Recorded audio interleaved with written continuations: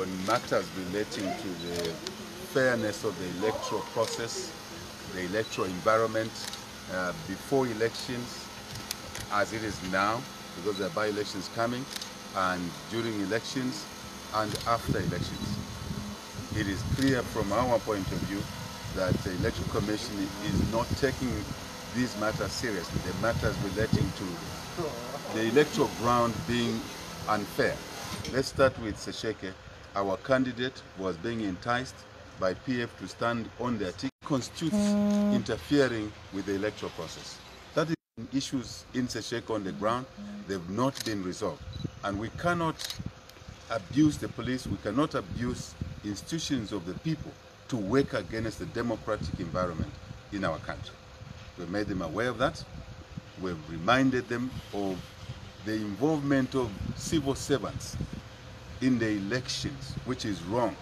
As it were in Mangango, there were a lot of district commissioners, including a permanent secretary from State House, who was campaigning for PF, yet they are civil servants. The law does not allow them to campaign in by-elections or general elections because they work for the people through being civil servants. But this is not being addressed. It was not addressed in Mangango. We've seen this happening in Sesheke already, even before nominations. That's what we've come here to alert the Electoral Commission that it is their duty to ensure that the laws, electoral laws and other laws that restrict civil servants from abusing public resources, motor vehicles, fuel, even when they remove number plates, is illegal. And the Electoral Commission cannot stand by and watch this situation.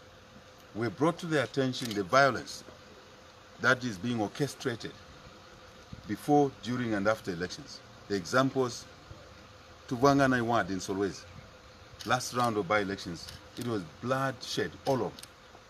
And we cannot go into another election without the Electoral Commission addressing these issues of violence. Elections should not be used as time to bleed blood. No.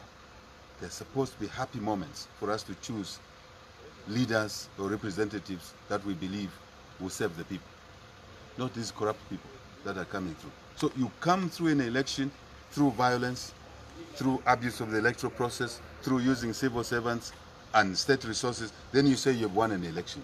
That's not true. So we cannot continue having elections as though there's no problem. That's what we've said to the Electoral Commission. The Electoral Commission must step in if they are to maintain their relevance. Otherwise, they will be irrelevant. And as somebody has said here in the meeting, that elections that are managed poorly can bring civil strife into a country. We are seeing what's happening in Congo, just next door to us. They can't announce election results. You can see there's some manipulation going on. And we don't want that to spill over here. In fact, maybe we, following what happened in 2016, maybe we exported this hooliganism into Congo ourselves, as Zambia, I mean.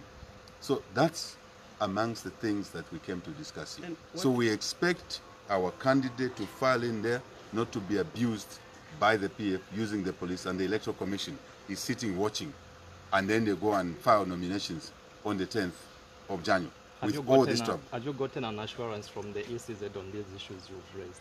It's not a matter of assurance. It's their duty. They receive salaries, taxpayers' salaries, your salary. You pay them their salary to do what we've asked them to do. But we also know that they're being abused by the PF. We all know that. So it's not a matter of assurance. It is to do their duty. You had a question? That's the same question. That's the same question, yes. Yeah. Right. Good. Thank you. All right.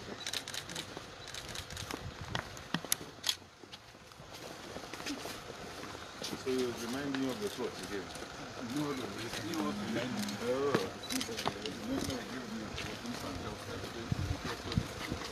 He even built on it.